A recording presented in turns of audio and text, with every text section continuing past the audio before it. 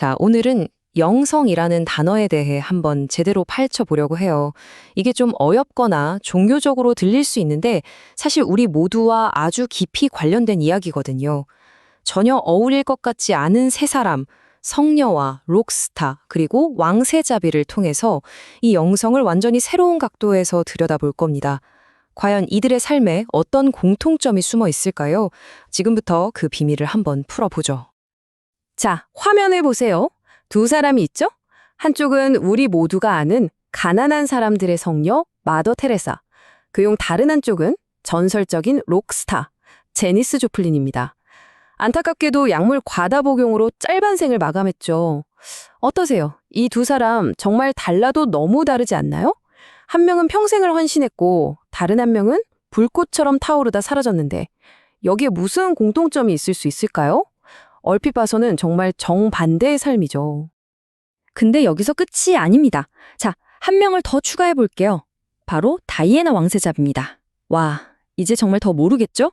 성녀, 록스타, 왕세자비. 이 세 사람의 공통점을 찾으라니 이건 뭐 거의 퀴즈쇼 수준인데요. 하지만 놀랍게도 이 세 사람의 특별한 삶을 관통하는 아주 중요한 실마리가 하나 있습니다. 그리고 그게 바로 오늘 우리가 할 이야기의 핵심이에요. 그 수수께끼에 대한 답은요, 바로 우리 모두의 마음속에 있는 아주 강력한 힘에서 찾을 수 있습니다.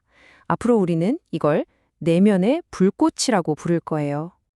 자, 그럼 여기서 영성이라는 말을 다시 한번 생각해 볼 필요가 있어요.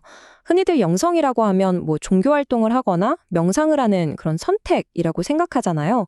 근데 그게 아니라는 겁니다. 영성은 선택이 아니라 우리 모두가 마주해야 하는 현실이에요. 왜냐하면 우리 모두는 태어날 때부터 엄청나게 뜨거운 욕망의 불덩어리를 가슴에 품고 태어나거든요. 이걸 에로스라고도 하죠. 중요한 건 이 뜨거운 에너지를 가지고 뭘 하느냐, 바로 그게 각자의 영성을 결정한다는 겁니다. 스페인의 위대한 신비가였던 십자가의 성 요한이 남긴 유명한 구절이 있어요. 어느 어두운 밤에 사랑의 탈딱이며. 이 구절을 보면 알 수 있죠. 우리의 열정이나 갈망 같은 게 영적인 삶에 방해가 되는 게 아니라는 거예요. 오히려 그게 바로 출발점이라는 거죠. 모든 영적인 여정은 이 뜨거운 욕망에서부터 시작되는 겁니다. 자, 첫 번째 인물, 마더 테레사부터 볼까요? 우리가 생각하는 이미지는 굉장히 조용하고 온화한 분이잖아요. 근데 실제로 그녀와 함께 일했던 사람들은 그녀를 인간 불도저라고 불렀대요. 상상이 가시나요? 그만큼 정말 엄청난 생명력, 그러니까 아까 말한 그 에로스를 가진 분이었던 거죠. 그녀가 위대한 성인으로 존경받는 이유는 바로 그 막대한 에너지를 딴 데로 흩어버리지 않고 오직 친과 가난한 이들을 섬기는 단 하나의 창조적인 길로 전부 쏟아부었기 때문입니다. 이게 바로 그녀의 영성이었던 거예요. 그럼 반대로 제니스 조플린은 어땠을까요? 사실 그녀도 머더 테레사 못지않게 어쩌면 그보다 더 강렬한 에너지와 사랑을 가졌던 사람이에요. 그런데 문제는 그 불꽃이 한 곳으로 모이지 못했다는 거죠. 그녀의 에너지는 음악을 만드는 데도 쓰였지만 동시에 공연, 마약, 파티, 여러 곳으로 마구 흩어졌습니다. 결국 어떻게 됐을까요? 그 분산된 에너지가 자기 자신을 다 태워버리고 스스로를 파괴하는 길로 이끌고 만 거죠. 자, 마지막으로 다이애나 왕세자비. 이분의 이야기는 아마 우리 대부분이 가장 공감할 수 있을 거예요. 그녀는 화려한 왕족의 삶을 살고 싶어하는 욕망도 있었지만 동시에 고통받는 사람들을 돕고 싶다는 아주 강한 소명의식도 느꼈어요. 이른바 윤리적 이중성이라고 할 수 있겠죠. 이 두 가지 마음 사이에서 끊임없이 갈등하고 고통스러워했던 그 투쟁 자체가 바로 그녀의 영성이었습니다. 완벽해지고 싶지만 인간적인 욕망도 버릴 수 없는, 정말 우리 모습과 많이 닮았죠? 좋아요. 그럼 우리 안에 있는 이 뜨겁고 위험하게까지 한 불꽃을 대체 어떻게 다뤄야 할까요? 이 영적인 여정은요, 크게 두 단계로 나누어서 생각해 볼 수 있습니다. 근데 이 영적인 여정이 왜 이렇게 힘들까요? 여기 중세 격언 하나가 그 힌트를 줍니다. 모든 선택은 하나의 포기이다. 바로 이겁니다. 우리가 어떤 길 하나를 딱 정한다는 건 다른 수많은 길들을 포기한다는 뜻이거든요. 우리가 한 가지 일에 집중하기 힘든 이유가 뭐 하기 싫은 일을 억지로 해서가 아니에요. 바로 그 선택 때문에 너무나 매력적인 다른 것들을 다 포기해야 한다는 게 너무 힘든 거죠. 그래서 이 여정의 첫 번째 단계는 바로 노력의 단계입니다. 우리가 직접 의지를 가지고 훈련하고 규율을 세우고 내 안의 불꽃을 한 방향으로 이끌려고 애쓰는 아주 능동적인 시간이죠.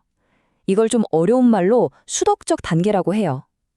하지만 이렇게 노력하다 보면 어느 순간 두 번째 단계인 은총의 단계로 넘어가게 됩니다. 이때부터는 신기하게도 내 노력보다는 더 큰 힘이 주도권을 잡고 우리를 이끌어가는 조금은 수동적인 경험을 하게 되는 거죠. 이걸 신비적 단계라고 부릅니다. 사실 우리가 지금 나누고 있는 이 이야기들은요, 그냥 만들어낸 게 아니라 영성신학이라는 학문 분야에서 아주 깊이 있게 다루는 주제들입니다. 말이 좀 어렵죠? 그냥 우리 내면의 여정을 위한 지도를 그리는 학문이다. 이렇게 생각하시면 쉬울 것 같아요. 이걸 이해하려면 윤리신학과 영성신학의 차이를 아는 게 중요한데요. 비유를 들자면 윤리신학은 운전할 때 이 선은 넘지 마세요 하고 최소한의 기준선, 즉 가드레일을 쳐주는 것과 같아요. 반면에 영성신학은 우리가 이 길을 따라 최종적으로 도달할 수 있는 가장 멋진 정상, 즉 사랑의 완성이라는 목적지를 보여주는 거죠. 바로 그래서 영성신학을 신학의 꽃이라고 부르는 겁니다. 단순히 규칙을 지키는 수준을 넘어서 우리 삶이 도달할 수 있는 가장 아름답고 궁극적인 목표, 신과의 완전한 사랑의 합일이라는 그 꽃을 보여주니까요. 자, 지금까지 여러 개념들을 살펴보고 또 새 인물의 삶을 들여다봤는데요. 이제 이 모든 이야기를 여러분, 바로 당신의 이야기로 가져와 볼 시간입니다. 오늘 이야기의 핵심 딱 정리해 드릴게요. 첫째, 영성은 선택이 아니라 현실이라는 거. 둘째, 여러분 안에 있는 그 불꽃, 그 에로스가 여러분을 성장시킬 수도 무너뜨릴 수도 있다는 사실.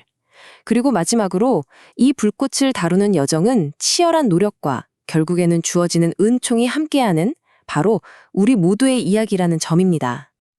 그러니까 꼭 기억하세요. 여러분 안에서 지금 이 순간에도 타오르고 있는 그 불꽃이 바로 여러분의 영성입니다. 이제 마지막 질문을 던지겠습니다.